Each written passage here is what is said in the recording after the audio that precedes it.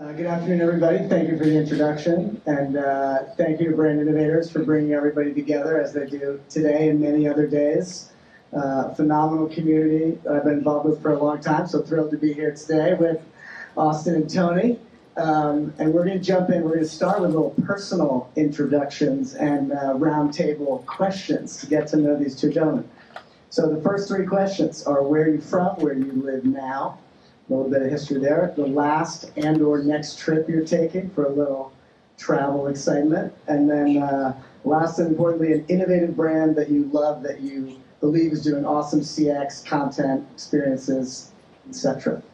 So Tony, or Austin. I'm Austin Pollock, so I'm currently living in Westport, Connecticut after the COVID shuffle. I was in the city for about 12 years prior to that and grew up in Texas. Last trip I went to Portugal this summer for about 2 weeks, and then I was thinking about this question. I'm going to flip it. I'm going to give you something I'm experiencing as a consumer that I think is terrible. So I don't know if you guys notice this when you use your credit card and some of these mobile payments. I won't put anyone in particular on blast. The bevy of unsolicited marketing emails you start getting from local restaurants after just using it, or a coffee shop. Last night I was outside of a restaurant with my team. We had a couple of drinks. We're like, where should we go? I stared at the restaurant that has been sending me emails for like 2 weeks now and just said, we're not going there. It's working. Tony Song. I live in Englewood, New Jersey. I'm going to Quentin Tarantino and say I'm from Korea, actually. I was born in Korea, raised until I was 10, came here and grew up in a town called Elmont, which is in Long Island, Queens, until I moved to Jersey for the last several years. Last trip I went on, I just got back from Florida, actually, at Delray Beach, which was great. Had a great time. Had a little boys' weekend, which I needed. And then consumer experience, I think actually you guys do a great job. We've been working with Chase for a very long time, even before I got to Scripps. There's some really cool stuff, the Sapphire card. You guys are still doing some phenomenal stuff. So I'm a huge fan of what you guys are doing. No, I appreciate that. Especially it's in your ass. I really mean it. It's not just me, it's the full team. No, but to your point, and I do lead Sapphire Experiences and partner with the team, but we welcome all feedback and want to keep getting better. Did you work on the creative with Michael B. Jordan that just came out, right? I did not. Oh, okay. Team members. I was going to say, a lot of people are going to have some questions about Michael B. Jordan. So. Oh, no, he's great. I have met him, and he's an amazing human and obviously super talented in multiple ways. Okay, so now we're going to switch to what you guys do now. And Austin's doing things, and lots of cool things. If you don't know what doing things is, he's going to share about that, and then Tony will talk about his work at Scripps. But yeah, tell us about your brands, what you're up to. Yeah, so I like to say we're one of the bigger companies you probably haven't ever heard of that's intentional by design. We actually own and operate a lot of social media's biggest brands and properties. So all of the overheard pages, if you've seen those on Instagram, a really popular one right now, Bob Does Sports, YouTube creator, Recess Therapy, and then our company actually got started because a couple of the guys who were running a lot of the original meme accounts on Instagram got together and built DoingThings. And so we have a little bit of this corner on the meme market as well too. So we own and operate a bunch of pages called like Shithead Steve, Middle Class Fancy, Moist Buddha. So if you consume any meme content on Instagram, you're probably seeing our pages. Totally, and a shout out for Recess Therapy for the Rihanna, some of the content. Rihanna was on the show, yeah. Extraordinary. It's been a wild ride with Recess Therapy. I mean, we're getting pretty much every celebrity reaching out to be on that with Julian right now. So that's one of the cooler things we're doing at the moment. Dig it. Tony, Scripps, yeah, so I've been at Scripps for about 9 months. Prior to that, I was at AMC Networks, but I had the pleasure of working with Collier for a long time. I'm the head of network and advanced TV sales, and I just really sales and marketing and trying to do some cool shit, trying to be like Austin here, and just work with good people. So it's been a great fun. 9 months went super fast. I think we're going to show a video real quick, a quick sizzle just showing what we both do at our places. But we've had we were out in the front with women's sports, which has been so fun to work with, and both WNBA and NWSL. So we had a lot of really cool things to talk about in those 2 weeks. There we go. These beautiful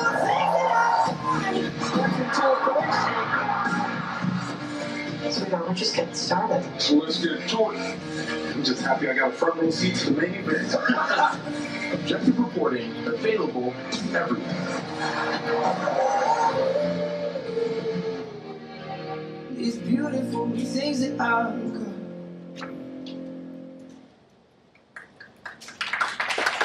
I don't think ours made it over. And if you want to see Austin's work, you got to go to social media, which is good, and follow all those accounts. Awesome. So we're going to get into it. So customer experiences, customer connections. So clearly storytelling is core to everything you guys are doing, regardless of the medium. But, just in general around storytelling and how you guys work across digital and physical, experiential, traditional, how does storytelling play and how do you navigate the different channels that you're bringing content to life within? Yeah, I mean, for us, as a media company, we actually take a little bit of a different approach than the traditional manicured, put-together content that people are accustomed to seeing from a media company. We intentionally think about the consumer and the customer and the audience first, and what that means and what they're expecting in their social feeds, and with what the algorithms are rewarding now is content that feels like it's made by a human. So we intentionally leave our things, even like creator videos, a little bit rough, stuff that feels like someone made it in their apartment or made it out in the real world, because we know that's what people in our audience is expecting when they're looking at content. So I think that plays a big role in thinking about how we think about storytelling, as well as how we think about the talent we partner with. So like, are they able to pick up a phone, make things really quickly and post quickly? Because the quicker we can get that feedback loop from the audience of like, hey, what's hitting, what's working, and everyone can be a creator now. Like the technology in our pockets from a content making perspective is just phenomenal, that people who lean into that and are able to really, I think, create the moat as far as what they're able to do from a reach perspective on the platforms. Dig it. Yeah, I look at Austin and his company and where he works at, and we are envious and really, really, proud of what the stuff that you guys are doing, and we're trying to get there. We are, what you call technically a traditional linear company, but we have expanded beyond obviously just your screen on television. We have, several fast channels, which actually is doing really well for us. We partner with Roku and other platforms. But our content and our customer experience really, we have a good amount of that happening, especially with women's sports.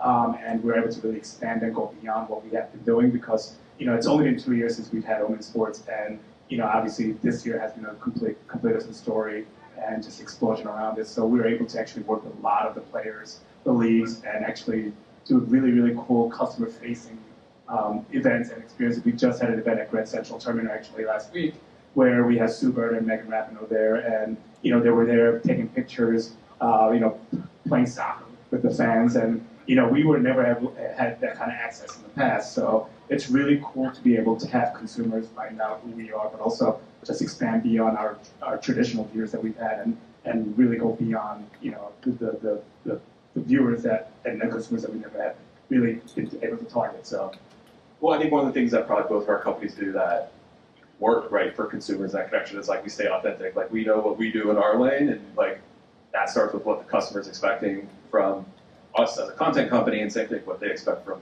Scripps and your channels and everything you're doing. And we were just talking about this. It's working when I go on his website and the first thing I see is they have a thing called Hide and Single. I don't know, maybe some of you guys have been on it. Don't lie. And the first guy I see on Hide and Single is one of our sales assistants. And I was like, there it is. He's a 24-year-old kid and he's on Hide and Single trying to get a date. So your stuff is working. I love that. For context, Hot and Single is something that's spun out of our Overheard property, where this creator, Steph, goes out in the city, interviews people, trying to find them dates on Instagram, and giving people an opportunity to shoot their shot in the DMs, and then they go on dates. Love it. Let's pull the talent string for a minute too, because to your point, and you were sharing about the Super experience. You guys have done some stuff at All Star, other different things, but in a great way connecting online, offline, traditional with in-person experiences. And with Austin, like clearly, like it's such a talent-driven, and the host and the brands, like you have a house of brands with talent associated with it. Can you share a little bit more around the talent aspect of it, especially Austin's world? But like to your point, maybe Tony share some more about All Star and other other things. But Sue Bird's also amazing. Chase, we did this summer at the Olympics. We had Sue as a meet and greet experience with customers as well. Incredible human, and obviously her ecosystem of Megan and beyond. But yeah. Yeah, so I think there's kind of two layers of talent for us at Doing Things. There's our in-house talent, which is not in front of the camera. Those are a lot of the people making a lot of the meme content, the video editors. So that's one layer. But like on that front too, we're like letting them lead first, right? Like they're the ones who have the final say on the content. They're the ones working with our brand partners. It's not like a separate team in a studio somewhere that's alienated from the audience. The same people who are building the content editorially are the same ones making the branded content, which makes a big difference. On the in front of the camera side, we really view that talent more as business partners.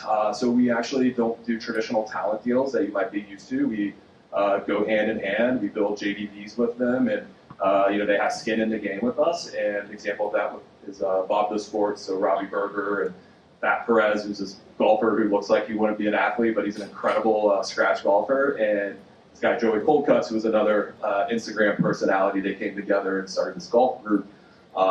And we built a business with them, and that's now translated into real life golf tournaments and events that we sell out in minutes once they go live for purchase. And then we also have a 8-figure apparel line that we've now launched with them called Breezy Golf. That from the backs of their audience and just the splash we've been able to make in the golf industry, we've been able to really rapidly in a couple years build a D2C golf business. That they are involved in. It's their brand, it's their business. When we do brand partnerships, they're involved in the brainstorm. They're there, so we really take a talent first kind of mentality as far as bringing them in and being really true business partners and not just hired guns for what we need. Really cool. Yeah. Yeah, and what's interesting about being at Scripps is just the wide variety of talent that we work with. So a lot of our shows is syndicated shows that are crime dramas. So you're working with one hand, a lot of the NCIS talent coming from that crime drama world, and then you turn around and you're working with Sue Bird and Megan Rapinoe and the WNBA stars. So we are able to go beyond just what we have been doing traditionally and really have some fun with the talent that we work with. But we also love telling story, and we were talking about the storytelling aspect of just our jobs, is that we're telling stories about players that people don't know about. So there's a player named Carson Pritchett who was born without a left forearm and hand. So she's a one-arm player. She's a phenomenal soccer player, phenomenal. And we did a whole story on there, worked with her to actually have her meet one of the little kids who was born without same thing, no forearm and no hand. So they met, it's his favorite players, so it's just the emotional connection that you have with these players, which maybe in the past they never had, is just great to watch. And I think it's part of the consumer experience that we talk about, because you want to be able to engage with these people and also just really, really connect with people in so many different ways.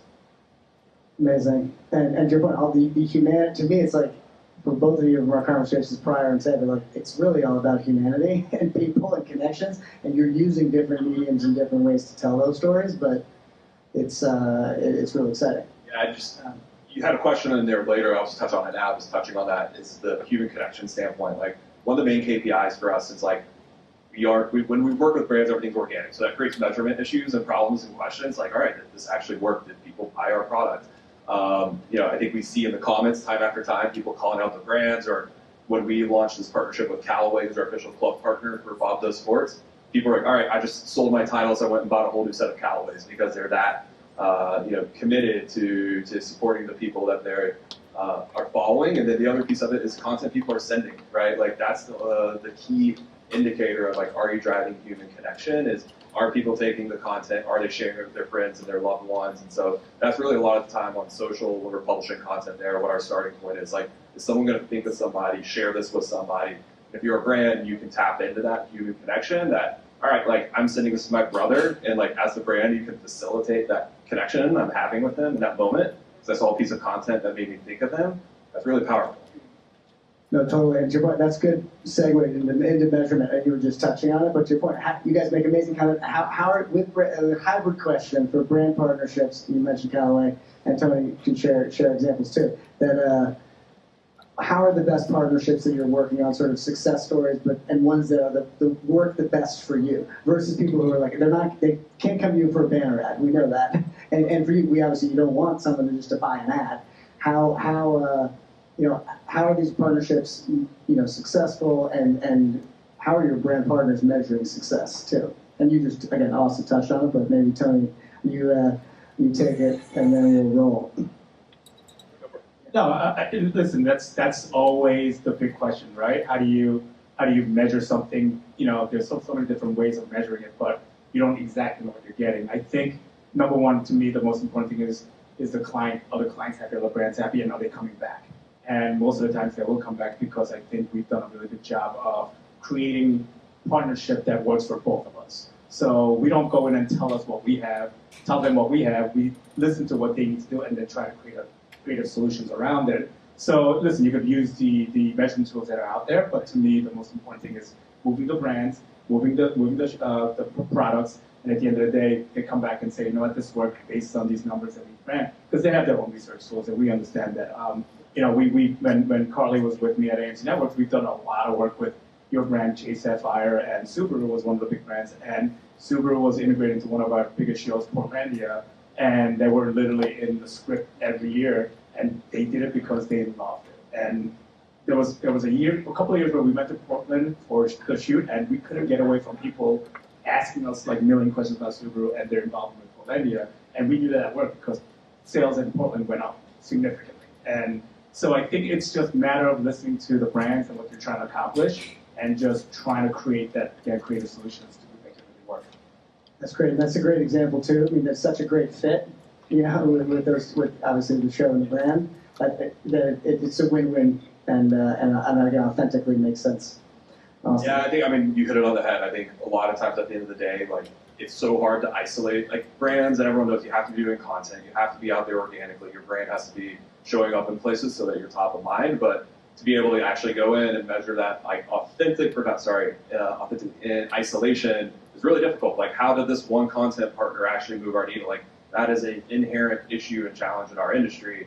And I think at the end of the day, it comes back to what was that brand's experience in working with you, and trying to be, for us, one of our North Stars is making that process as simple and easy as possible, and that comes through process. And so we try to build process into everything we do.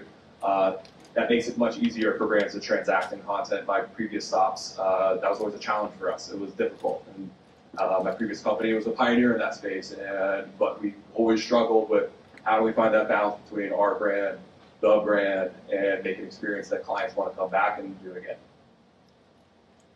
Great. This is also the fun part of our business, right? So, working with your brands for a while, we've done these really cool experiences that only the Sapphire card members can have access to. And, we've done an event where we showed a movie called Up in the Air with George Clooney, and Jason Reitman, who was the director, a very famous director, came and actually kind of gave us a play-by-play of the movie. And the Sapphire, members, they're the only ones that got to do it for 300 people. Those are the things that that's fun. You want to be part of it. You're pitching really cool ideas, being really creative, and again, to us and to a lot of the marketers here, we want to have fun what we're doing, because I think that's why we got into the business. True that. Exactly. And back to the title of this experiment, we're all trying to create meaningful connections, right? And that move the brands and the business forward. Okay, with the future, right? This is the future of media and entertainment too. So we're going to turn to the future now. Yeah. And the last few questions that we're going to open up for Q&A. And we do want Q&A. We want to stop early because we want to have people getting involved here. Okay, but the future. So trends and themes or memes. Awesome. What are things that you think you're seeing?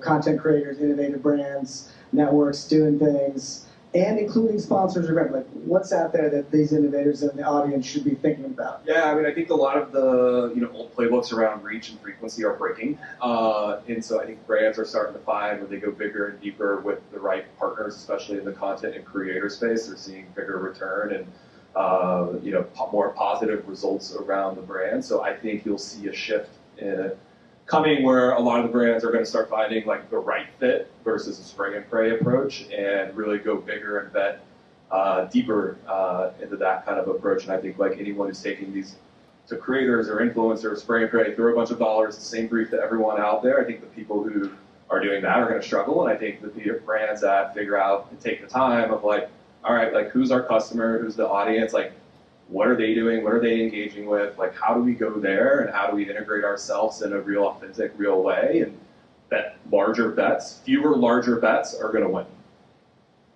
Right, and I agree with that. And on our team, again, I'm not revealing lots of things because I can't, but to your point, like the mindset of fewer, bigger, more intentional, more focused, like is critical and less about just mass or scale for scale's sake. And scale still has its like place, and like it you know has certain objectives and a part, but I think like deeper like connecting with consumers on a bigger way, that's got to come through the fewer bigger bets kind of methodology than just trying to check a lot of boxes. What do you think, Tony? What's the future? You know, I would love to know what the future is. I'm just trying to last like another 10 years, so I'm gonna have to work for Austin at some point. But listen, the future is, you know, for me, I think it's keeping everything positive. I think there are just way too many negative content creators out there. I think there are people who are using that platform as to gain advantage to themselves and not for the community. And you know, we have Scripps National Spelling Bee is our biggest tentpole event, and its 100th year anniversary next year. And I got to experience it by going to it and actually checking it out. And number one, I never felt so stupid in my life because they're like 12-year-olds spelling these words. I don't know what they mean. I think over 300 words they were spelling, and I got like one right, and I was really lucky. So, you know, but we want to create more things like that for the younger generation, because I think, and a lot of people may be aware, like the generation is just so divided right now with so much going on that we want to make sure we keep this tight and make sure it's heading the right way. So I don't know what that is. I would love to know what that is because I think, you know, I could do really well, but I do hope that I think every marketer is doing the same thing and thinking the same way. Because I think that's the only way we're going to really be able to get to a good place. No, I dig it. And to your point, like positivity and bringing positive things in the world. And again, yes, we are doing commercial work. We all know that, like in the room. But like, I fully subscribe to that, and I think it's more than ever critical now for so many reasons. And especially as a father of two kids, we love kids. You've got to raise them and educate them from a media and content standpoint. And it's not a bad thing. Honestly, more personal. Sometimes my wife's like, "Did you turn it off? They shouldn't have access to this or see this." I'm like, no, they need to be media literate. They need to be media educated, but they need to also know how to navigate that and know how things make them feel and what's going to lift them up and expand their world versus be a negative thing. So good positivity on this crew. We're blocking everyone from having their beers. It's exactly. Okay. And that's fridge for like all day. So we're keeping time. So we have 10 minutes. We're going to stop now. We have 10 minutes for Q&A. We don't have to go the whole time, but I know there's some questions. Ian's got a question. People we know, we got a question there. Okay. Oh, yeah, we have. And keep this positive. Okay, so about 3 years ago, and this is focused on women's sports. 3 years ago, about 2% of the dollars, sponsorship dollars, were in women's sports. Last year we saw about 4 to 5. This year it's up to about 9%, which is amazing. Now, you see brands, Tony, like, is there an example? I'm sorry, I'm picking on you, but anybody can jump in. whole life. Is there an example of like a partner that nobody would have talked to a few years ago, and all of a sudden now, oh wow, look, you know, there's something here with the NWSL, with a connection with consumers that are connecting with brands. Do you have any kind of partnership that you can share with us? Yeah, I mean, I would love to. I mean, listen, you know, it's similar to just what we see in just what we experience just throughout our life, right? So there's always something that comes up that's big, the new shiny toy, and then everyone jumps on it. We've seen that. You know, I think the explosion of women's sports, especially basketball and WNBA, and even in NCAA tournament, was April during the final, leading into Final Four. Obviously, Caitlin Clark had pretty much, you know, everything to do with it, but all the other stars that are coming out, we do believe that Juju Watkins and Paige Bueckers that are all coming out is going to really just elevate the league to another level. When we were out talking to brands before the explosion, I will say it was not an easy conversation. It really wasn't. And that's when I got there, and I was like, oh my God, what do I do? I can't sell this thing at all. Within 2 months, it was like we couldn't stop people from coming in on board. And same thing with the upfront, we've seen a huge success. In matter of fact, the demand was so much higher than what we had to really the supply level. But I will say there's few brands that were on way before the explosion. State Farm has always been supportive of it, and they were in from day one. So like brands like State Farm, Cap One's another one. But Cap One is another one. Like there are brands that jumped on early and understand it, embrace it, and always been open to it. And those are the brands that we give a lot of credit to because they made this thing survive. They've been always a huge supporter of women's sports. So Benjamin, you mentioned that you worked with Sue Bird and the Olympics. Are you jumping on this bandwagon? Is Chase jumping on this bandwagon? I know Chase, and it's not my area, but Chase is definitely in a good way. Chase is definitely involved and has been involved, but is I'd say they're definitely looking to do more, and they are doing more currently. But yeah, and should, as an editorial comment. If they're listening, I'll take this responsibility as a personal comment.